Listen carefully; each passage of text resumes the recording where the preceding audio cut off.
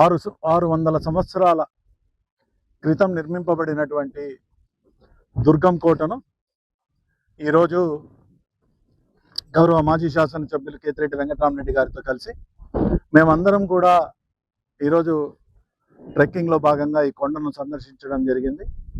కొండపైన వెళ్ళిన తర్వాత చాలా ఆహ్లాదమైన వాతావరణం ఉంది, చాలా ఆనందం వేసింది.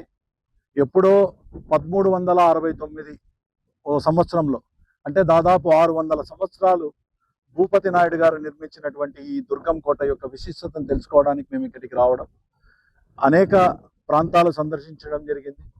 అక్కడ ఇంకా కొన్ని చోట్ల లిపి ఉంది, ఆ భాష మాకైతే తెలియదు కానీ లిపి ఉంది. ఆ తర్వాత అక్కడ బావులు ఉన్నాయి, ఆ తర్వాత రోళ్ళు ఉన్నాయి, అక్కడ నాగులు ఉన్నాయి, మధ్యలో ఒక దేవస్థానం కూడా ఉంది.